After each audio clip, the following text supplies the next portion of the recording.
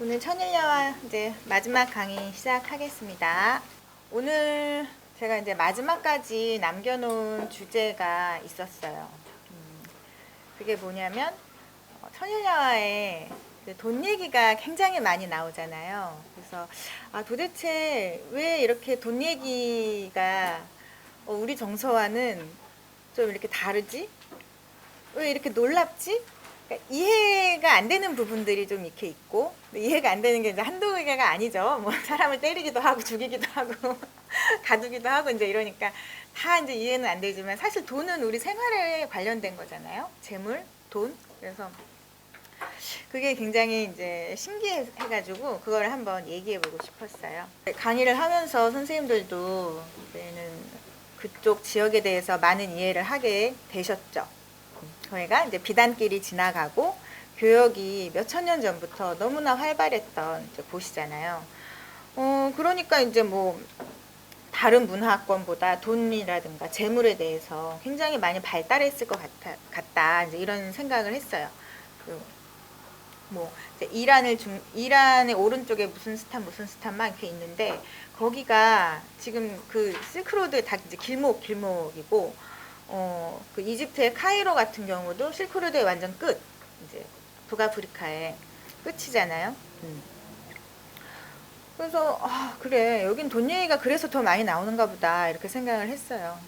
근데 사실 우리나라 옛 이야기를 살펴봐도 돈 이야기는 정말 빼놓지 않고 나오거든요. 재물에 관해서.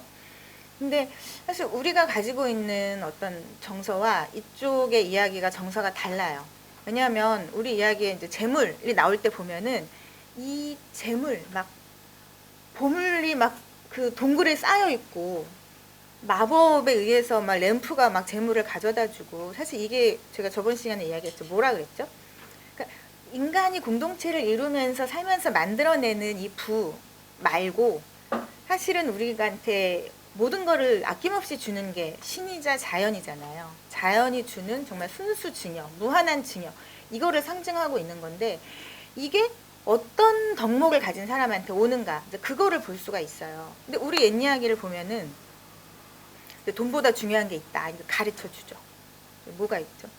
제가 여러 가지 떠올려 봤는데 굉장히 재밌는 거 이제 뭐 형제들이 밤에 한밤중에 볕단을 옮기는 그 이야기 아세요? 뭐 내가 형보다 많이 가질 순 없지 막 그리고 형한테 갖다 주고 형도 동생네는 이제 막 결혼을 했어 이러면서 갖다 주고 아침에 일어나니까 똑같아. 이상하네 이러면서 이게 뭐죠? 우애가 너무너무 중요하다 이거잖아요. 우애가 중요해. 그럼 또 이제 그 측은지심이 주제인 것이 있어요. 사람이란 모름지기 무생명을 불쌍하게 여겨야 한다. 그래서 제비다리 이렇게 붙여줘가지고 엄청난 보물이 들어있는 박을 얻잖아요. 흥부전. 거기서도 이제 막 박 속에서 보물이 나와요. 이거는 사실 이제 마음이 따뜻한 자에게 하늘의 복을 준다. 뭐 이제 이러는 거죠. 어떤 이런 자연의 증여, 신이 내려주는 증여 이런 것들은 측은지심이 있어야 해. 뭐 이런 거. 또 뭐 이제 생각을 해보면 많죠. 뭐 동독기인가? 동으로 만든 쇠도끼를 가지고 나무를 찍다가 빠뜨렸는데 금도끼를 갖고 나와서 이것이 네 것이냐 막 이러잖아요. 이렇게 그러면 안 되지 않나요? 그러니까 이거 가난하지만 정직한 어떤 그런 사람들이 어쨌든 금도끼, 은도끼, 쇠도끼를 다 가지고 집으로 돌아가는. 그러니까 사실은 이런 어떤 자연이 주는 엄청난 재물, 복 이런 것들은 그것보다 더 중요한 가치들이 있고 그 가치를 가지고 있는 사람에게 가게 마련이야. 이게 우리 옛 이야기에는 그것이 바로 이런 측은지심 같은 거죠. 가난하고 정직하고 이런 것. 그래서 사실 돈 많은 사람이 착하게 나오는 이야기는 별로 없어요. 그래서 부잣집이 나오면 놀부처럼 가난한 집에 대비되고 막 탐욕스럽고 인색하고 욕심꾸러기 이런 식으로 자꾸 돈과 연관이 되니까 우리는 돈 하면 다분히 좀 이렇게 부정적인 뉘앙스를 갖게 되는 게 있어요. 근데 선일야와 보고 선생님들 혹시 좀 돈에 대해서 부정적인 뉘앙스를 느끼셨나요? 굉장히 능동적이죠, 굉장히. 예. 그래서 이게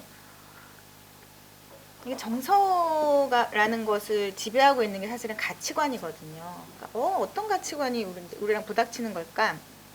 이런 생각을 해봤어요. 이런 돈이나 재물 이런 거는 그 사회에서 그러니까 가장 가치 있다고 여기는 것을 고수하는, 지키는 사람에게 이렇게 자연이 주는 걸로 보통은 설정이 돼 있죠. 옛 이야기를 보면은.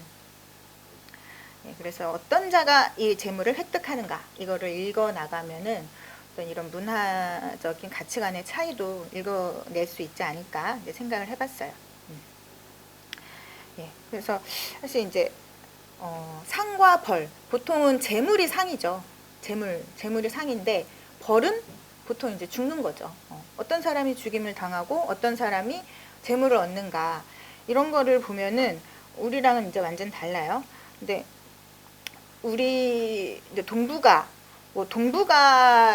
동북아의 어떤 철학을 관통하고 있는 게 유교죠. 공자님이 말씀하신 맹자님이 말씀하신 인의예지, 사단. 그래서 측은지심 같은 건 인간은 누구나 가지고 있다라고 말씀을 하시는데 사실 우리나라 옛 이야기를 보면은 이게 더 강한 것 같아요. 중국이나 일본보다 훨씬 이게 강하단 말이에요. 그래서 이게 그냥 동북아 철학의 유교 사상은 아닌 것 같다. 왜냐하면 유교 사상은 선비들의 사상이거든요. 실은 이제 유교는 백성을 생각하지 않아요. 그러니까 그냥 선비들은 선비라면 모름지기 이래야 되고 왕은 이래야 되고 이제 이런 게 유교적 덕목이기 때문에 그러면 우리나라 사람들이 가지고 있는 이게 뭐지? 이렇게 생각을 해봤어요. 제가 찾아낸 게 선생님들 오징어 게임 보시면 그 기훈이가 끝까지 가지고 있는 기훈이가 약간 망나니 같지 않아요? 막 도박하고 막 맨날 돈 갚지도 못할 돈 자꾸 꺼달라고 그러고. 근데 그 기훈이가 가지고 있는 하나의 미덕이 있어요. 이걸 미덕이라고 해야 될지. 예, 그 측은지심이죠, 측은지심. 측은지심과 함께 가지고 있는 게 정의감이에요. 예. 근데 이게 사실 우리나라 드라마에는 너무 기본적으로 깔리기 때문에 우리는 아무렇지도 않게 그냥 느끼는데 외국 사람들이 요즘 이제 우리나라 한류 드라마를 보고 이렇게 깜짝 놀라는 것이 그러니까 이 만인 평등의 이 사상과 이 측은지심과 인간적인 거에 덧붙여서 약간의 그 혁명적 기운을 느끼는 거예요. 내가 뒤집어 버릴 거야. 이거는 불공평해. 어떻게 이 사람을, 여자를 어떻게 이렇게 할 수가 있어? 이러면서 이렇게 확 뒤집는 어떤 그런 정의감이 있는데, 이거는 그냥 제 생각인데, 이건 우리나라가 약간 동학사상이 있잖아요. 그 동학사상은 사람의 마음이 세상도 움직일 수 있고, 다른 사람의 마음도 움직일 수 있고, 모든 거를 할 수 있는 어떤 그런 가능성과 신성을 인정을 하고 있어요. 그래서 요런 어떤 감수성이 우리 이제 한국인한테 조금 있는 것 같다. 우리 옛 이야기에도 있고, 그래서 그게 요즘 이제 글로벌하게 전 세계 사람들에게 감동을 주고 있는 게 아닌가 이제 이런 생각이 좀 들었어요. 근데 천일야를 보면은 측은지심 따위는 없죠. 네, 없어도 전혀 벌을 받지 않아요. 그래서 제일 재밌는 게 신밧드잖아요. 신밧드가 동굴에 있을 때 동굴에 어느 동굴 순장당해서 들어간 동굴 기억나시죠? 순장을 당했어. 그럼 멀쩡하게 살아있는 사람이 들어간 거잖아요. 그래서 거기서 이제 막 두려움에 떨고 있는데 딴 사람도 순장을 당해 들어와. 그럼 그 사람도 아픈 사람이 아니라 멀쩡한 사람이잖아요. 멀쩡한 사람이 이렇게 들어왔는데 바로 이제 때려 죽이죠. 때려 죽이고 때려 죽이고 그 관에 들어있는 이제 물과 빵을 이제 뺐죠. 근데 그게 한두 명이 아닌 것 같아요. 이제 계속 그렇게 해서 계속 살아남잖아요. 근데 그렇게 해가지고 살아남고 엄청난 부를 가지고 돌아오죠.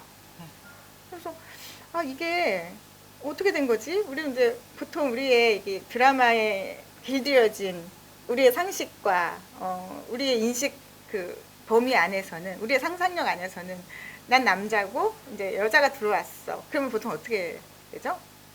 힘을 합쳐, 예, 협력하고 이제 어떻게든 고난을 헤쳐나가고 이제 있고 그 사이에 정이 들었으니까 이제 뭐 결혼하고 이럴 거 아니에요. 이제 보통은 그렇게 될 텐데 그렇지 않은 거예요. 그냥 죽여버려요.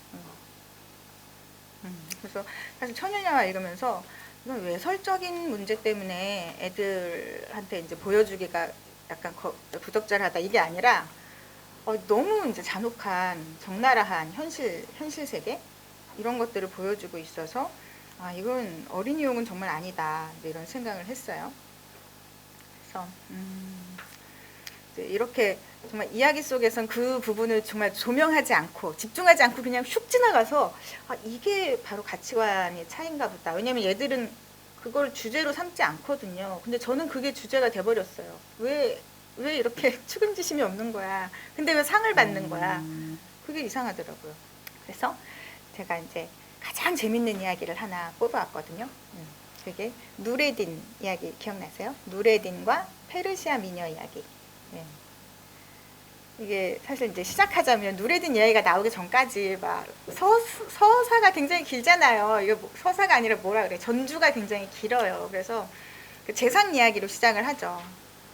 기억이 혹시 나시나 모르겠네요. 얘기가 너무 많아서 막 뒤죽박죽이어가지고 재상이 이제 발소라의 두 재상이 있는데 한 재상은 너무 못됐고 이제 판결을 막 굉장히 자기한테 유리한 쪽으로 판결을 해가지고 백성들의 원성을 사는 사람이 있었고 또 다른 한 재상이 있는데 그 재상은 이제 뭐 백성을 사랑하고 아끼고 공명정대한 어떤 그런 판결 그러니까 공명정대한 판결을 했기 때문에 이제 백성들이 사랑했다라고 나오죠. 그래서 만인의 칭송을 받았다라고 하는데 이 재상에게 이제 누레딘이라는 아들이 있어요. 그래서 이 아들이 아버지는 훌륭한데 아들이 이제 얼마나 철이 없고 방종한지 부모도 이제 이렇게 걔가 그렇다는 걸 알고 굉장히 조심시키죠. 쟤를 어떡하지 이제 이러는데 이 착한 재상이 어느 날 이제 왕의 심부름을 하게 되죠. 그 1만 양으로 이제 정말 막 아름답고 천하절색의 막 교양과 지성과 막 유쾌한 말상대가 가능한 그런 이제 여자 노예를 사오라고 심부름을 받게 되죠. 명을 받아서 이제 한동안 그런 여자를 찾아다니는데 결국은 구하죠. 그 이제 페르시아 미녀, 페르시아 미녀를 구해요. 너무 이제 너무 훌륭해. 더 이상 훌륭할 수가 없어. 그래가지고 근데 이제 막 모래바람을 맞으면서 그 상단을 따라왔을 테니까 노예잖아요. 어쨌든 그래서 모래바람과 이 피곤에 쩔어 있으니까 이제 좀 목욕을 하고 휴식을 취하면 최상의 컨디션으로 이제 칼리프를 만날 수 있다라고 해서 집에서 좀 쉬게 하는 사이에 걱정하던 일이 일어나죠. 그 아들내미가 이제 이 여자를 이제 취해버리죠. 네. 근데 이게 엄청난 큰일이에요. 여기서는 사실 우리도 그렇지 않아요? 왕한테 바칠 왕의 여자잖아요. 이미 왕의 돈으로 산 여자니까 왕의 여자를 자기가 가진 거니까 그래서 왕의 여자를 이제 건드렸으니까 난리가 났죠. 재상과 엄마가. 근데 이제 어쩔 수 없이 어떻게 하겠어요. 이제 비밀에 붙이고 이 여자를 아들에게 주죠. 그냥 네 색시 삼아라 하고. 근데 사실 뭐 신분 차이가 있어서 그런지 끝까지 부인이라고는 안 나오고 그냥 부인과 같은 부인으로 여기라고 한 이제 요런 수식어가 붙어요. 어쨌든 이제 노예지만 부인처럼 생각해라 라고 하고 이제 아들에게 줍니다. 그리고 재상은 그 왕에게 결국은 다른 여자를 찾아서 바치지를 못하고 죽어버리죠. 그래서 이제 아버지가 죽고 나서 이제 누레딘의 이야기가 펼쳐지는데 여기서부터가 이제 너무 재밌죠. 반전. 그러니까 처음에는 너무 슬퍼. 이 이란이라든가 이 이제 중동 문화가 이게 그 부모님에 대한 효도라든가 이런 것들이 우리랑 정서가 굉장히 비슷하더라고요. 그러니까 굉장히 오랫동안 두문분출하고 슬퍼해야 되고 좀 이런 게 있어요. 그래서 얘가 이제 처음엔 슬픔에 막 빠져 지내. 근데 친구들이 얘기를 하죠. 할 만큼 하지 않았냐. 그 정도면 이제 그만 슬퍼하고 상복을 벗어라 이거죠. 얘들의 상복이 따로 있는 것 같지는 않은데 그 정도면 충분히 이해를 다 했으니까 이제는 너의 지위와 어떤 그런 재력에 걸맞는 생활을 하면서 좀 교류를 해라. 누릴 걸 누려라. 이제 이렇게 말을 합니다. 그래서 뭐 그 말을 들은 즉시 기다렸다는 듯이 이제 친구들을 맨날 초대해서 이제 방탕하게 흥청망청 이제 즐기기 시작합니다. 이제 연회나 파티를 뭐 똑같은 거죠. 연회나 파티죠. 그래서 그걸 맨날 열어. 친구들을 맨날 초대해요. 그리고 친구들이 갈 때는 언제나 두 손 가득히 선물을 들려보내요. 그리고 굉장히 이상한 좀 배치 같아요. 왜냐하면 처음에 나쁜 재상, 착한 재상 이렇게 시작을 했는데 착한 재상이 아들이 이제 망나니고 막 이렇게 왕의 여자를 데리고 이제 이런 식으로 살고 있는 거잖아요. 어쨌든 이 노예랑 뭐 재무 담당자, 이제 뭐 집사 이런 사람들이 이제 이러면 안 된다, 거덜나고 있다, 곡간이 비고 있다 아무리 얘기를 해도 얘가 아랑곳하지 않는 거예요. 아무튼 이렇게 이제 방종하게 계속 이제 지내고 있어요. 그리고 이제 친구들은 얘가 이렇게 해프다는 걸 아니까 최대한 그 성격을 이용해서 재산을 다 빼갑니다. 그래서 막 칭찬해요. 나 너의 정원을 봤는데 너무 멋지더라. 정원 너 가져. 막 등기 이전해 주는 거죠. 너의 별장 봤는데 너무 멋지던 걸 별장 너 가져. 뭐 가구면 가구, 뭐 물건이면 물건 다 이제 줘버립니다.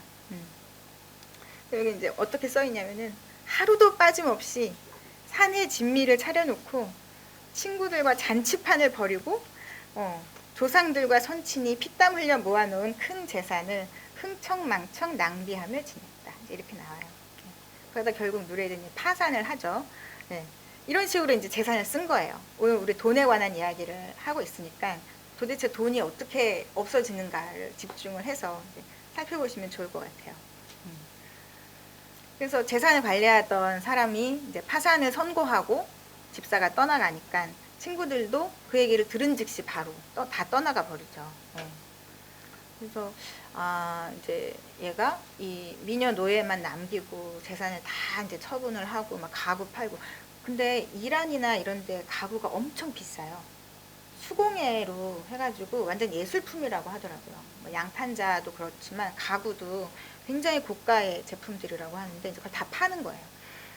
다 팔고 이제 먹고 살아야 되니까. 근데 이제 또 다시 먹을 게 없어지니까 이제 이 노예가 자기를 팔아라라고 하잖아요. 나는 1만 양에 내가 사왔지만 날 지금 팔아도 아직도 1만 양이다라고 합니다. 놀라운 거죠. 네, 그래가지고 이제 팔러 가죠. 근데 거기서 시장에서 무슨 일이 일어나는지 이제 소동이 벌어지잖아요. 못된 재상을 만나서. 그래서 막 그 농간에 이제 또 참지를 못해. 그래가지고 때려 눕혀. 정말 때려 눕히고 이제 도망을 치게 되죠. 네. 그러니까 여기까지 이렇게 보면 정말 막 살고 있죠. 지금. 네.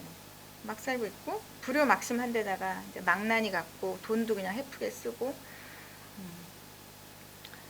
여기까지 이렇게 읽으면은 이제는 우리가 여태까지 모험 이야기에서 봤던 것처럼 이제 다 잃고 쫄딱 망해서 세팅이 다 재부팅이 되겠구나. 직사게 고생하다가 정신 차리고 반성하고 새 사람이 돼서 돌아올까? 이제 이런 어떤 기대를 하고 이제 보죠. 근데 이럴 수가. 고생을 안 해요. 벌 안 받고 바로 상을 받아요. 그래가지고 이게 어떻게 된 거야? 이게 얘기 전개가 우리가 이렇게 가치관과 어떤 상벌의 기준으로 자꾸 우리가 이야기를 따라가는 습관이 있다라는 걸 알게 됐어요. 왜냐면 약간 재미가 훅 없어지는 거예요. 뭐야, 이렇게 나쁘면 이렇게 딱 혼나야 되는데. 이제. 근데 이제 얘들이 노숙을 하는데 제일 좋은 집 앞에서 노숙을 하죠. 그냥 들어가 막. 들어가서 거기 이제 정원 지기가 이제 자기 집이라고 거짓말을 하고 거기서 대접을 받게 되는 과정이 나오는데 사실은 그게 바그다드의 칼리프의 정원이었죠. 얘는 누레딘은 발소라의 이제 술탄이 다스리는 발소라라는 도시에서 바그다드, 칼리프가 사실 이 이슬람 제국 전체를 다스리잖아요. 술탄을 임명하는 사람이 칼리프고 거기로 가게 되는데 칼리프의 정원에 들어가게 된 거예요. 예. 그런데 이제 또 우연히 칼리프를 만나게 되죠. 예. 칼리프가 막 자기 정원에 불이 켜져 있잖아 막 이러면서 와가지고 이제 왔는데 노발대발해서 왔는데 또 막 너무 재밌게 노니까 생선 장소로 변신을 해가지고 또 들어가서 같이 놀잖아요. 예, 그래가지고 함께 놉니다. 그리고 이 미녀가 또 못하는 게 없죠. 그러니까 이제 류트를 탁 연주를 하니까 이제 칼리프가 입이 닳도록 칭찬을 합니다. 누레딘이 그 자리에서 또 이렇게 칼리프에게 노예를 줘버리죠. 근데 누레딘이 이 생선 장수한테 이 노예를 줄 때 생각을 해보세요. 이제 자기 재상의 아들이거든요. 그리고 이 여자는 사실 왕에게 바쳐도 손색이 없을 정도로 거의 왕도 이런 여자를 갖기 힘든 그런 여자를 좀 데리고 있는 거예요, 누레딘이. 근데 생선 장수가 와서 류트가 참 멋지네요 이제 막 이랬더니 줘버린 거예요, 생선 장수한테. 이게 이제 생선 장수가 칼리프였으니까 망정이지. 정말 칼리프가 아니었으면 얘는 그냥 쫄딱 망하는 거 아닌가요? 근데 칼리프였어요. 네. 그래서 칼리프가 이제 얘는 이런 애구나, 이런 애야 이러면서 걔를 어떻게 하죠? 왕을 만들죠. 근데 굉장히 이상합니다. 왕의 여자를 이제 범하고 뭐 방탕하게 재산을 탕진하고 또 그 여자 노예가 사실은 아내처럼 옆에서 보필을 했잖아요. 근데 그런 어떤 여자 노예의 사랑을 저버리고 그냥 헌신짝 버리듯 그냥 탁 줘버리고 그러더니 돌아와서 그냥 왕이 됐어. 고생을 안 해.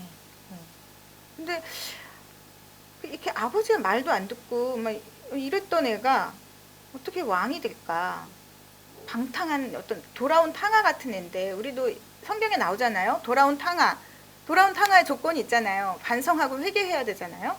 그래야 받아주는데 얘는 왜 그냥 받아주지? 이제 이런 게 좀 의아해가지고 저는 이제 한번 생각을 해봤어요. 우리가 어렸을 때부터 너무 어른들 말을 잘 들어야 되고 휴지가 떨어져 있으면은 주스면은 이제 칭찬해주고 뭐 이런 것들. 우리의 어떤 정서에 있는 뭐 이렇게 당위적인 것. 우리가 당연히 이러고 살아야 된다라는 것이 굉장히 어떤 규격이 있었어. 그러면은 이 누레딘의 행동은 선악을 떠나서 사실 이 규격 바깥에 있는 거거든요. 얘가 나쁜 짓을 한 게 사실은 하나도 없어요. 나쁜 짓은 한 개도 안 했거든요. 그래서 나쁜 애가 아니야. 그냥 이래야 돼라는 규격 바깥에 있는 그 행위들에 대해서 정말 생각을 한번 해봐야 되겠다. 이렇게 생각을 했어요. 근데 얘가 사실 다른 사람이 하지 말라는 거를 해서 다 좋게 됐거든요. 그 여자 노예를 절대로 그 엄마가 얘한테 옆에 가지 말라고 했는데 얘를 이렇게 취했더니 어떻게 됐죠? 자기께 됐잖아요. 네. 그냥 혼나지 않은 정도가 아니라 자기한테 줬거든요. 뭐 그 다음에 또 이제 아버지가 얘를 절대 버리지 말라 그랬는데 버렸더니 뭐가 됐죠? 왕이 되잖아요. 다시 그리고 이 여자도 다시 얻게 되고 그러니까 버렸더니 얻게 되는 게 이제 있는 거고 얘가 어떤 말을 안 듣고 사람들의 당부를 무시한 것 이거는 이제 그런 차원이라고 볼 수 있는데 얘가 재산을 대하는 태도에 대해서 다시 한번 보게 된 거예요. 얘가 우리는 탕진이라고 말하지만 사실은 이거는 자기에게 남겨진 이 상속된 재산을 그냥 안 받은 거 아니야? 나눠준 거 아니야? 이렇게 볼 수 있는 거예요. 무소유로 하신 게 아닌가. 네. 아니 이것이 사실 이게 상속의 문제에 대해서 한번 제가 생각을 해봤거든요.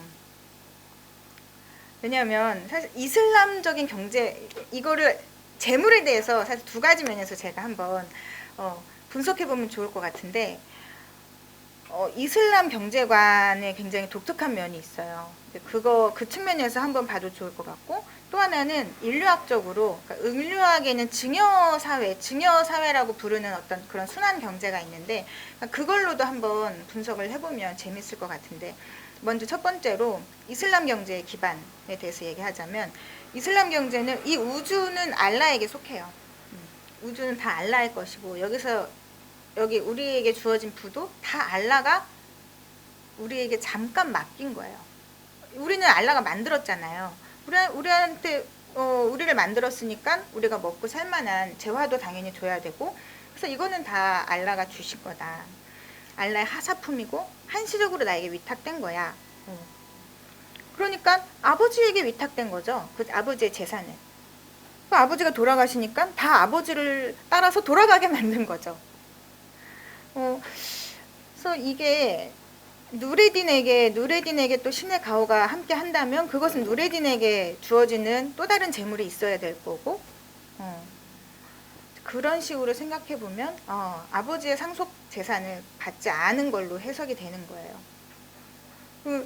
우리가 지난 시간에 그 대추 아저씨 뱉어가지고 이제 죽게 된 상인 이야기를 생각을 해보면, 그 상인도 이제 돌아가서 자기가 재산을 정리하고 오겠다고 한단 말이에요. 그래서 이제 자기 부인에게 뭐 권리를 주고 뭐 제가 할 수 있는 어떤 준비를 다 해준 거겠죠.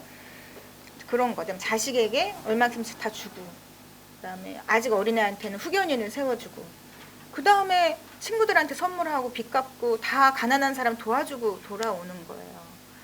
그러니까 부를 이렇게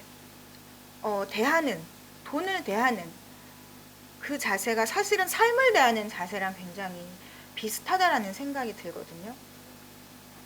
네. 그래서 이제 이게 우리가 도대체 돈에 대해서 왜 우리는 이렇게 탐욕적이지? 왜 이렇게 재산을 탕진하는 거에 대해서 가슴이 좀 시리지 않아요? 이렇게 재산 막 낭비하면 안 되는데 막 이러잖아요. 막. 이게 약간 인색하기도 하고 좀 소심하달까, 돈에 대해서 사람이, 그러니까 이런 느낌이 들어요. 그래서 이거를 다시 이슬람에 국한된 경제가 아니라 그냥 이슬람을 넘어서서 그냥 우리가 이 인류가 가지고 있는 재물에 대해서 우리는 어떻게 대해왔을까, 이거를 한번 생각을 해보면 재밌겠더라고요. 제가 마침 이제 인류학 세미나를 하면서 거기서 이제 증여 사회에 대해서 공부를 했어요. 네. 거기서 이 증여 사회의 특징이 뭐가 있냐면은 선물을 하는데 이 선물을 굉장히 과시를 하듯이 그러니까 경쟁적으로 해요. 그러니까 소심하게 이거 드릴게요 이게 아니라 내가 너한테 이걸 줄 수 있어. 아주 도전적으로 줍니다. 그러면은 그 사람은 받아야 돼요. 받고 답례를 해야 돼요. 이런 이렇게 이제 부를 순환시키는, 부뿐만이 아니라 자신의 어떤 이 사회에서의 위신과 체면과 힘을 선물을 함으로써 이제 쌓아 나가는 거예요. 근데 여기서 이제 포틀레치라는 행사가 있어요. 포틀레치 혹시 들어보셨어요? 네, 포틀레치. 이게 이제 인류학자들이 그 인도네시아 오른쪽에 막 폴리네시아, 말리네시아 이제 이런 섬들이 있고 거기에 원주민들을 상대로 연구를 한 거예요.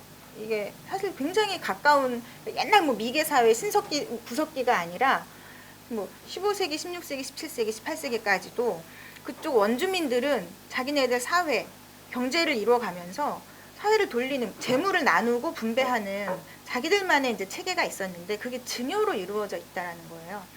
근데 그게 그냥 이렇게 1대1로 주고받는 것이 아니라 주면 시간을 두고 답례를 한다. 또는 주면 내가 이 사람한테 돌려주는 게 아니라 저 사람한테, 저 사람은 저 사람한테 갖고 순환을 해갖고 다시 한 바퀴를 돈다. 이제 이런 식의 증여 체계를 가지고 있어요. 거기서 굉장히 어떤 이렇게 잔치처럼 열리는 1년에 이제 연례 행사로 열리는 포틀레치라는 행사가 있는데, 이제 그게 완전 경쟁적으로 막 내가 이만큼을 줄 거야. 막 모포를 막 만들어가지고 몇천 장을 확 안겨준대요. 그러면은 이 사람은 이렇게 나에게 큰 선물을 나는 이제 뭘 줘야 되지? 막 이런 식으로 생각을 하는 거야. 근데 그 포틀레치의 원래 뜻이 식사를 대접하다라는 뜻이래요. 식사를 대접하다. 그러면은 이 사실 누레딘이 친구들을 계속 불러서 뭘 하나 보면 뭐 도박하거나 마약하거나 이런 거 아니잖아요. 식사를 대접해요. 식사를 막 대접하고 선물을 줘서 보내는 거예요. 그다음에 이제 칭찬하면 물건을 주는 뭐 정원 칭찬하면 정원 주고 별장 칭찬하면 별장 주고 여자 칭찬하면 여자 주고 이제 이러는데 이게 이 선물을 이만큼 할 수 있다라는 걸 통해서 자신의 후함을 이렇게 증명하는 건데 뉴질랜드의 뭐 마오리족 같은 경우에는 칭찬하면 줘야 된대요. 거기는 그래가지고 유럽인들이 이제 뉴질랜드 막 이제 식민지 개척하면서 갔잖아요. 근데 식민지 개척한다고 막 다 죽이면서 가는 거 아니니까 이렇게 들어가서 이 사람들이 이렇게 사는구나 하고 보는데 막 이상한 막 이제 화려한 문양의 뭐 장신구들 차고 있고 막 이러니까 이거 멋진데 막 이제 이랬더니 멋지다고 하자마자 버섯을 준대요. 버섯을 주는데 더 황당한 거는 그 다음에 얘한테서 답례를 요구하는데 이제 네 배에 있는 뭘 줘. 막 이런 거 있잖아요. 네 나침반을 줘. 막 이러면 나침반 없으면 안 돼. 막 이러면 뭐 막무가내 이런 식으로 답례를 요구를 하는 거예요. 그래가지고 이제 이 유럽인들이 거기 뉴질랜드 간다 그러면은 마오리족 있는 데 가서는 절대로 칭찬하면 안 된다. 그러면은 칭찬하면 막 준다. 주고 내 거를 달라 그런다. 이제 이게 이제 학습이 된 거죠. 그러니까 그런 식의 증여 경제가 분명히 있었던 거예요. 그래서 사실 우리는 물건과 물건 처음에 뭐 신석기 시대 그다음에 뭐 시장이 만들어지면서 어떻게 우리는 생각을 하죠?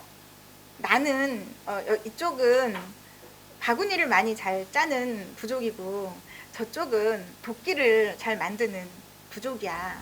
그러면은 서로의 필요에 의해서 가서 바꿔와. 1대1로 바꿔와. 이렇게 이제 물물 교환을 하다가 화폐가 생겨서 왜냐면 물물 교환하기 힘드니까 화폐가 생겨서 이것들을 이제 화폐를 통해서 이제 교역을 하기 시작했다. 그러면서 이 시장의 출현, 우리가 물건이라는 거를 서로 필요에 의해서 만들어서 그냥 이렇게 바꿔가면서 산다. 이게 굉장히 당연하게 받아들여지잖아요. 그런데 이 인류학자들이 이렇게 탐구한 어떤 원시 부족의 이 경제 형태는 그게 아니라는 거예요. 화폐가 쓰이는 곳에서만 쓰여요. 그거는 막 일용품만 살 때, 뭐 먹을 것만 화폐로 산다라든가, 하여튼 화폐로 살 수 있는 것이 정해져 있고 나머지는 다 증여로 돌린다. 뭐 아니면 아예 시장이 없는 사회가 있어요. 시장이 없어. 그리고 화폐는 해외 무역에만 쓰여. 막 노예 무역 같은 거 할 때 이제 서양인들이 노예를 사가면은 그때 뭐 조개 껍데기를 받아. 조개 껍데기가 화폐고 그때만 화폐를 쓰고 그 다음에 얘들은 화폐를 쓰지 않아요. 이 안에서는. 그러니까 우리가 사실 이게 돈이라든가 화폐로 모든 가치 척도를 가지고 있으면서 1대1 교환을 할 수 있다라고 생각하는 거는 정말 자본주의가 만들어낸 환상이라는 거예요. 그러니까 뭐 사실 뭐 사과와 도끼를 어떻게 바꾸지? 사과는 바꿀 수 있어. 막 이만큼이랑 도끼 하나. 근데 이제 화폐가 생겼어. 막 너무 힘들잖아. 이제 서로 다른 물건을 바꾸기. 그래가지고 뭐 얘는 1,000원이고 사과는 1,000원이고 도끼는 30,000원이야. 그러면 사과가 30개 있어야 도끼 하나랑 바꿀 수 있어. 이런 식으로 우리는 이제 생각을 하는데 사실은 이것만 우리가 화폐로 환원시키는 게 아니라 이제는 모든 거를 다 그렇게 하죠. 막 교육 이런 거, 여행. 교육도 막 이 학원은 한 달에 10만 원이고 저 학원은 20만 원이야. 그럼 저 학원이 더 좋은 거 아니야? 막 이런 거 있잖아요. 그다음에 막 나는 이번에 100만 원짜리 여행을 갔다 왔어. 쟤는 1,000만 원짜리 여행을 갔다 왔어. 내가 더 후진 여행한 거 아니야? 이런 식의 사고 방식을 가지게 된 거는 정말 근대나 생겨난 자본주의의 폐해인 거예요. 우리의 상상력을 마구 억압하는 거죠. 근데 이제 증여사회는 다르다. 여기서는 선물을 하고 이 관계를 얽어매는 게 있는 거예요. 얽어매. 선물을 하고 다른 걸 원해. 선물을 받으면 엄청 부담을 느껴야 된다라고 해요. 사실 그렇지 않나요? 그러니까 교환이 아니라 선물은 굉장히 부담이 되는 거예요. 왜냐면은 어떤 남자가 여자한테 다이아몬드 뭐 꽃다발을 주거나 뭐 다이아몬드를 줬어. 그러면은 여자가 고마워 그리고 꽃다발하고 다이아몬드 주나요? 아니잖아요. 똑같은 걸 주면 안 돼요. 다른 걸 줘야 돼요. 그게 뭐냐면 이제 다이아몬드를 줘. 그럼 내 인생을 줘야 되잖아요. 그걸 받으면 받고 꿀꺽하고 잘가 이러면 안 되고 결혼을 해야 되잖아요. 다이아몬드 원래 청혼할 때 주는 거잖아요. 그러니까 더 큰 걸로 담례를 약속하게 되면서 이렇게 인간관계가 얼검해지는 게 있어요. 우리는 이제 요즘 그런 걸 좀 부담스러워하고 귀찮아하고 안 할 수 있으면 안 하려고 그러고 그런 관계를 살고 있는 거죠. 그래서 이제 사고 파는 게 아닌 물건들이 다 따로 있다. 천일야화에서 이제 그런 장면들을 많이 보죠. 우리가 뭐 신기한 새를 잡았는데 신기한 새를 잡아가지고 이제 도성에 들어가니까 그 신기하고 멋져 보이는데 얼마요? 막 이러니까 그 사람이 이거 파는 거 아니에요. 왕에게 바칠 거예요. 칼리프에게 바칠 거예요. 이러고 이제 그 왕궁으로 들어가죠. 그 왕궁에서 이제 칼리프한테 바치면 칼리프가 고마워 이러나요? 가 이러나요? 돈을 주죠. 돈을 줘요. 그리고 우리 그 물고기 색색깔의 물고기 그 어부 이야기에서도 어부가 물고기를 잡아가지고 이런 거는 왕에게 바쳐야지. 너무 신기해. 그래서 그렇게 바쳐요. 그랬더니 100드라크만가 돈을 줍니다. 그리고 다음 날도 물고기를 좀 구해다 달라고 하니까 또 갖다 주고 똑같은 돈을 받아요. 그러면 사실 판 거잖아요. 우리 개념으로는 가장 좋은 값을 줄 왕에게 가가지고 좋은 값을 받은 거 아닌가라고 생각하는데 아니에요. 선물을 한 거고 그리고 왕한테서 답례를 받은 거예요. 그러니까 이런 식의 관계로 돈을 이제 움직이고 재화를 움직이는 문화가 아직 이제 있는 거예요. 이란에 굉장히 특이한 언어 습관이 남아 있는 게 있는데 그게 터로프라는 게 있대요. 이게 터로프가 뜻이 이제 빈말이라고 하는데 이제 뭐 겸양을 떨거나 체면치레 하거나 이런 이제 언어 습관이래요. 근데 이게 언어가 쓰이는 사례를 보면은 이 선물 경제, 증여 경제가 지금도 살아있는 게 아닌가? 이제 이런 생각이 드는데 예를 들면은 이란에 가서 택시를 타거나 물건을 사면 얼마예요? 이렇게 물어보잖아요. 이거 얼마예요? 이러면은 이러면서 뭐라 그러냐면은 돈을 안 받으려고 막 하면서 뭐 거벨리 나더레라고 한대요. 거벨리 나더레. 이게 무슨 뜻이냐면은 가치가 없어요. 이거는 당신에게 드리는 거지 돈으로 환산할 수 없는 가치다. 드린다라고 하는 거예요. 그러니까 가치가 없어요. 가치가 없어요. 막 이런데요. 그러면은 이제 사람들이 아니지 않나? 이제 이러면서 돈을 내려 그러면은 몇 번이고 사양을 한대요. 근데 정말 돈을 안 받는 게 아니라 돈을 꼭 내야 된대요.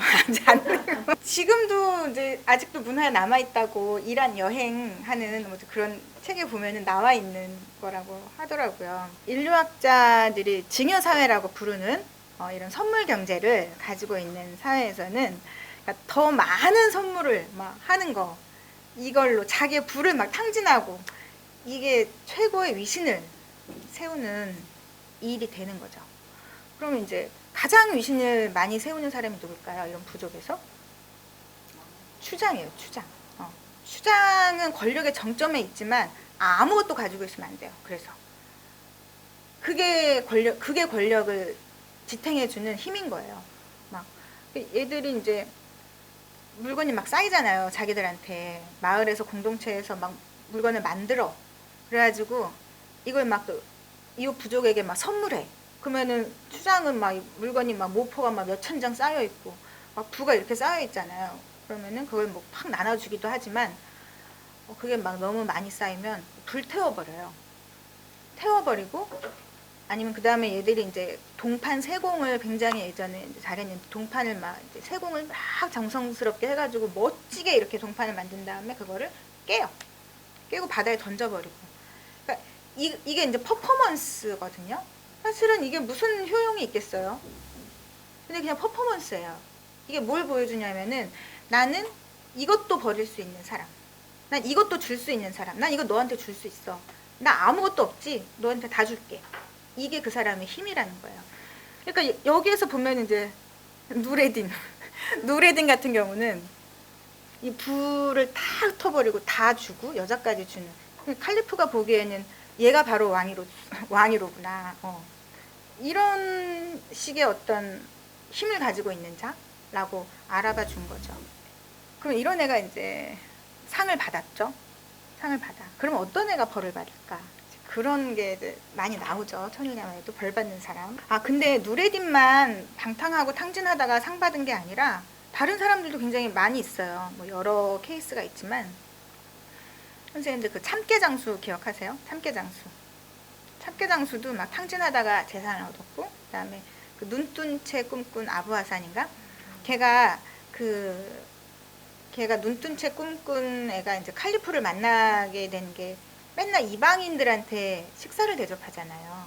그리고 이방인들에게 식사를 대접하다가 칼리프를 만나서 또 식사를 대접하고 칼리프의 장난에 놀아나게 된 건데, 또 그 전에 자기 재산을 다 탕진하다가 사실 이제 나 친구들한테는 이제 탕진하지 않겠어. 친구들에게 줘봐야 아무 소용이 없네.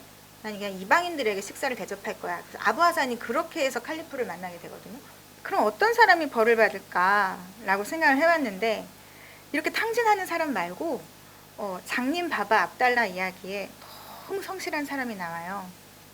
자, 칼리프 하룬 알라시드의 모험이라는 이야기 기억나세요? 5권쯤에 나온 이야기, 4권 아니면 5권쯤에 나온 이야기인데, 장님을 만나잖아요. 장님, 바바 압달라라는 장님이 국어를 하면서 뺨을 때려달라고 하잖아요. 그래서 그 칼리프가 아니 내가 선행을 하고 기분 좋게 가려 그러는데 사실 누구를 때리는 게 기분 좋은 일은 아니잖아요. 그래서 아니 왜 그러냐고 그러는데 제발 때려달라고, 이게 내 원칙이라고 막 해가지고 어쩔 수 없이 이제 때리는 신용을 하고 돌아가는데, 칼리프가 못내 불쾌해. 아니 왜 그러지? 무슨 사정이 있는 걸까? 그래서 이제 불러서 묻죠. 그래서 이 바바 압달라의 이야기를 들어본 즉슨 이 사람은 과거에 너무 성실하고 전략하는 생활을 하면서 착실하게 돈을 모아왔던 이제 이력이 있는 사람이었죠. 자기소개를 하는 장면 제가 읽어드릴게요. 잘 들어보세요. 누레딘과 얼마나 다른가. 저는 쓸데없는 지출과 방탕한 생활로 유산을 낭비해버리는 여느 젊은이들과는 달리 행동했습니다. 오히려 근면과 노력으로서 가진 재산을 늘리려고 노력했죠. 결국 저는 80마리의 낙타를 소유하게 되었고, 또 폐하께서 다스리는 이 제국의 각지를 여행하며 장사하는 대상들에게 낙타들을 대여하여 큰 돈을 벌곤 했습니다. 이렇게 말을 해요. 네. 너무너무 성실하고 알뜰하게 그냥 이제 맨바닥에서 시작해가지고 낙타를 이렇게 80마리나 얻게 된 사수성가한 사람이죠. 네. 근데 이제 이 사람이 길에서 탁발승을 만나게 돼요. 어떤 탁발승이 보물이 있는 곳을 알려주겠다고 하죠. 그래서 그냥 아무런 노력도 없이 그 보물을 그냥 꺼내올 수 있는 행운을 누리게 되는 거예요. 그래서 얘가 이제 전 재산이 80마리의 낙타고, 이거를 보물을 잔뜩 실은 다음에 40마리씩 나눠 갖기로 하죠. 근데 처음에 이 바바 압달라가 탁발승한테 처음에 제안한 거는 한 마리를 주겠다 그래요. 한 마리를. 그럼 탁발승이 그건 아니지, 40마리씩 나눠 갖자 라고 해요. 그래서 어쩔 수 없이 그렇게 약속을 해. 돌아서는 순간 이게 너무 아까워. 그래서 돌아가서 아니 탁발승 낙타도 안 물어봤을 텐데 너무 힘들지 않아요? 내가 너의 수고를 덜어줄 테니 10마리를 나에게 도로 달라. 그래서 10마리 가지고 오고 천천히 내주니까 몇 걸음 가지도 않고 다시 돌아서서 아니 생각해보니까 안 되겠다. 다시 10마리를 달라. 그러니까 달라고 하는 그걸 뭐라 그러죠? 그 설득도 별거 없어요. 너 힘들지 않니? 너 탁발승이잖아. 네가 이거 다 뭐해? 그냥 이러면서 그냥 슬금슬금 뺏어오죠. 그리고 나중에 이제 맨 마지막에 그 탁발승이 그 품에 감춰놨던 안약이 있었죠? 기억나시죠? 그래서 한쪽에만 바르면 세상의 보물이 다 보인대. 양쪽에 바르면 장님이 된대. 예. 그러면 정말 바보가 아닌 다음에 한쪽에만 발라야 되잖아요. 이 사람은 바보였는지 이게 더 있을 것이다 라고 왜 믿었을까요? 정말 좀 찰떡같이 바보 같은 생각을 했는데 왼쪽에도 바로 이제 장님이 되는. 그래서 바바 압달라가 자신의 어리석음과 탐욕을 뉘우치면서 이제 구걸을 하면서 뺨을 때려 달라고 하는 거죠.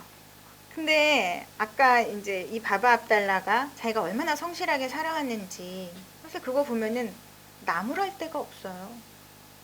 사실 우리는 누레딘 같이 그냥 뭐 친구한테 이렇게 아버지가 쌓아놓은 재산 퍼주는 게 나쁘지, 이렇게 열심히 근면성실하게 낙타를 80마리의 재산을 일궈 가는 건 정말 롤 모델이죠. 청년들의 롤 모델. 근데 사실 이 사람의 마음이 어떨까라고 생각을 해봤어요. 그러니까 내가 노력해서 내가 노력한 만큼 난 내 부를 성취할 수 있어. 내 노력으로. 이러면서 그건 내 거야. 라고 하는 마음이었기 때문에 계속해서 불려가요. 불려가는데 그때 아무런 노력도 없이 그 누군가 너에게 기회가 있어 라고 하면 우리가 그걸 거절하지 않죠. 움표 잡죠. 움표 잡고 그 행운은 나의 능력이야. 나의 것이야. 그렇게 돼요. 그 행운은 나의 것이야. 그러면 내 것은 나의 능력이야. 내 것은 나의 행운이야. 그럼 내 것을 늘리면 나의 능력은 더 커지지. 그러니까 수단과 방법을 가리지 않고 탁발승의 모든 재산을 빼앗아요. 우리 이제 지난 시간에 알나샤르 기억하시죠? 이발사의 5번째 형 알나샤르도 그랬잖아요. 돈을 막 이제 불려가는 상상을 하잖아요. 이 유리그릇 다 팔면 막 몇 드라크마 몇 드라크마 하다가 뭐 10만 드라크마 생기면 그 다음에 하는 짓이 뭔가 생각해봤더니 여자 하나 데려다가 이렇게 갑질하는 거잖아요. 소방 마치는 막 꿈꾸고. 그러니까 돈을 그렇게 많이 벌 생각을 하면서 뭐에 탐착하죠? 다른 사람의 모욕감. 난 누구에게 모욕감을 줄 거야. 이게 있는 거예요. 그리고 이 오늘의 이 장님 바바 압달라도 뭐라고 하냐면은 자신에게 보물을 안겨준 탑발슴이 빈 털터리로 돌아가는 모습을 봐야만 직성이 풀리겠다. 이 말을 하거든요. 그러니까 사실 우리는 너도 좋고 누이 좋고 매부 좋고의 마음은 없는 거예요. 내가 돈을 막 벌고자 하는 마음이 있을 때는 야 너도 해봐, 너도 이 사업 뛰어들어봐, 너도 돈 벌 수 있어 라고 하는 게 아니라 내도 돈 벌고 나도 돈 벌고 우리 모두 부자 되는, 그게 아니거든요. 그건 센 거짓말이죠. 그건 정말 센 거짓말이에요. 자기만 돈 벌고 싶어 하는 거예요. 이렇게 다른 사람은 빈 털터리가 돼서 돌아가고 나는 부자가 되는.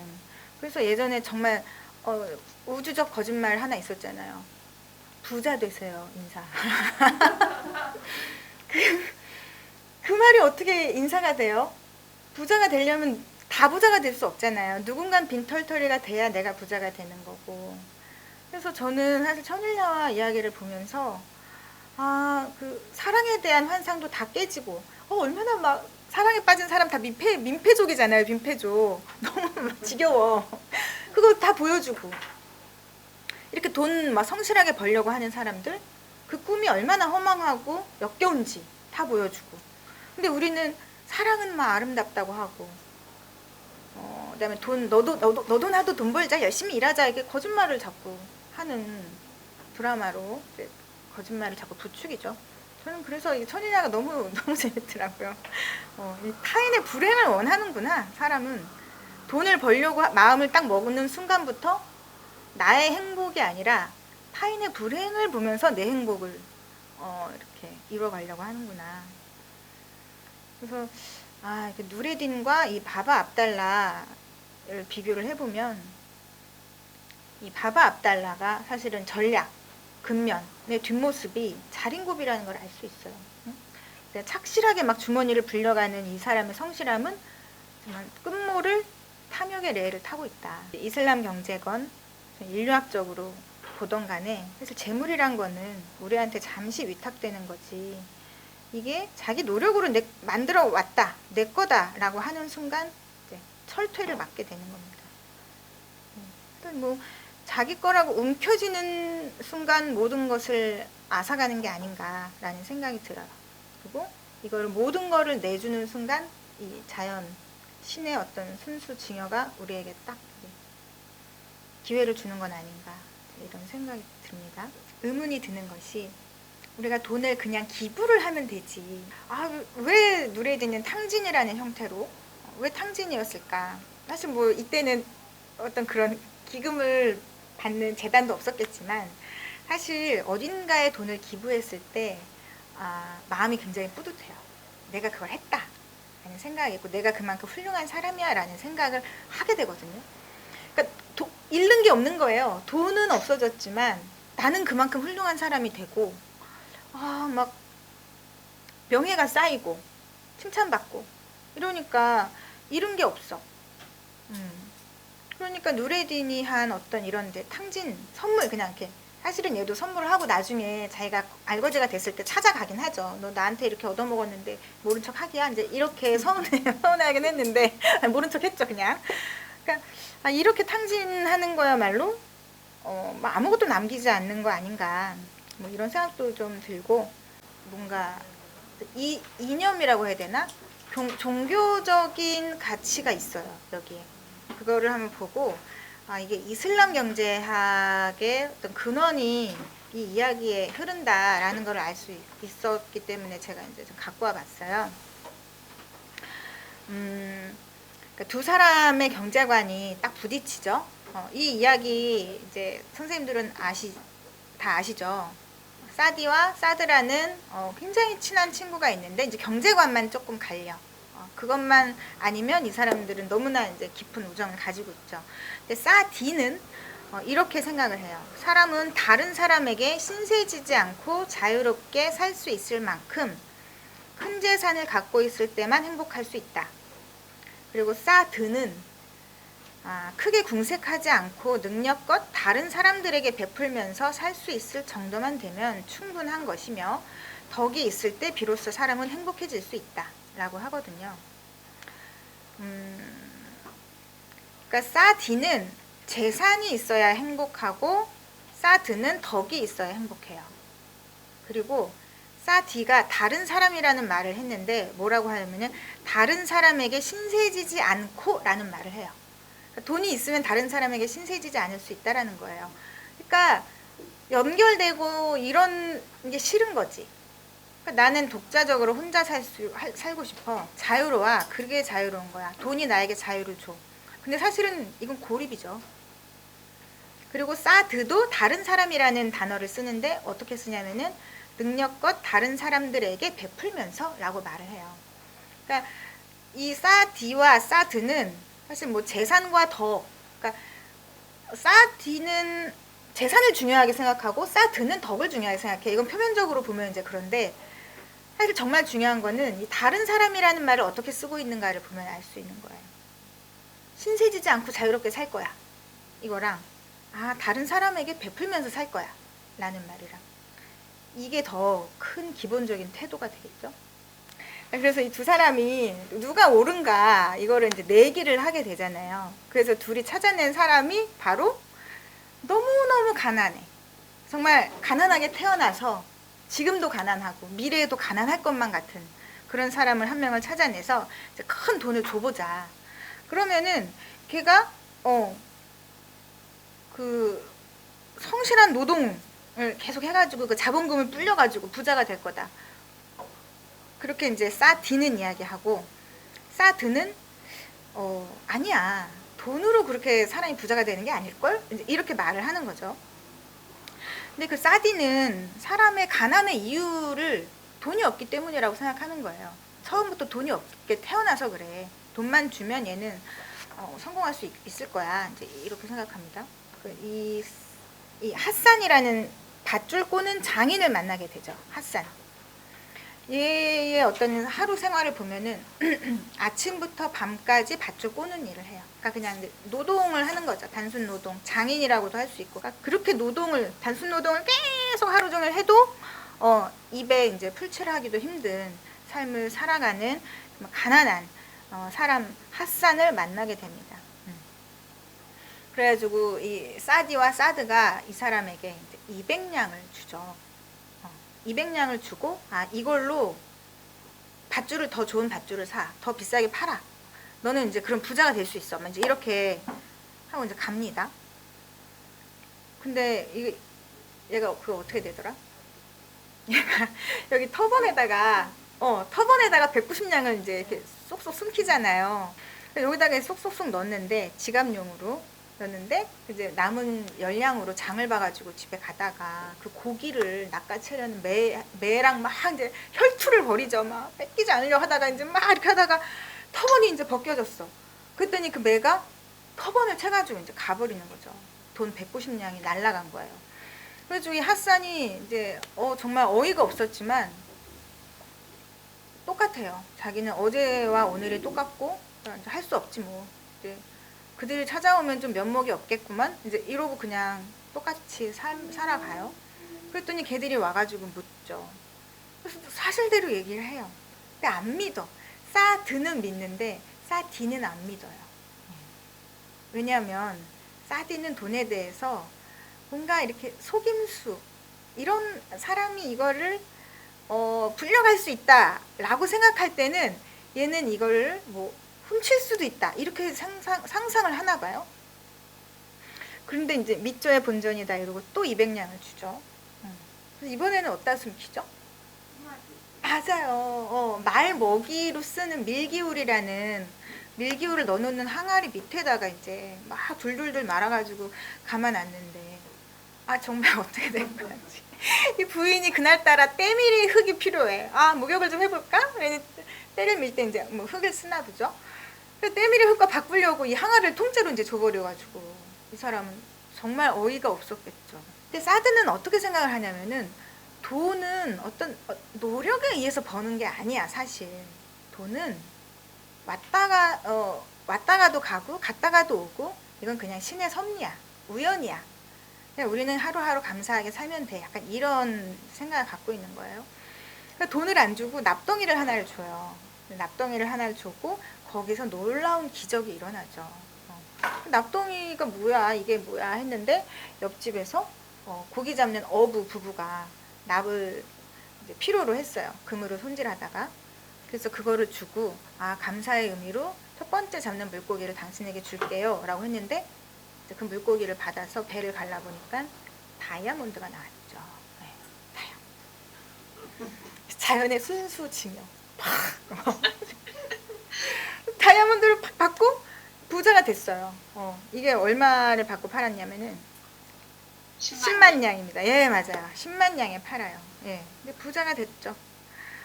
근데 이제 핫산이 생각할 때 이거를 그냥 자기가 쌓아놓고 야금야금 쓰는 게 아니라 이제 자기 말로는 뭐 돈이 계속 나올 수 있는 원천을 만들겠다라고 말을 하고 뭘 하냐면은 노동조합을 만들어요. 조합을 만든단 말이죠. 그래서 모든 도성의 장인들을 다 찾아가요. 왜냐면 장인들은 다 가난하거든. 그래가지고 얘들을 다 엮어가지고 자기가 도매상인이 되는 거예요. 얘들 거 다 사줘. 항상 좋은 값에. 그리고 이거를 이제 안정적으로 어딘가로 이제 파는 거죠. 그래서 얘가 으리으리한 집을 하나를 지어가지고 사실 칼리프가 이 집을 보고 언제 이런 으리으리한 집이 여기 있지? 라고 했는데 사실은 그게 창고였죠. 그러니까 얘는 이 자기 혼자 뭐 놔두고 뭐 평생 쓸 수 있는 돈의 원천, 화수분을 만들겠다가 아니라 이 장인들의 조합, 노동조합을 만들어서 이 사람들과의 어떤 이 순환, 노동과 돈의 순환을 만들어서 어떤 돈과 재물을 안정적으로 받을 수 있는 노동자들에게 좀 이렇게 살만한 어떤 조건을 제공을 하게 된 거죠. 자기 혼자 독차지한 게 아니라는 거죠. 예. 그래가지고 나중에 뭐 이제 얘가 거짓말한 게 아니었다라는 거를 또 굉장히 또 우연과 우연을 통해서 사디의 믿음을 이제 얻게 되죠. 그게 거짓말이 정말 아니었다라는 거를.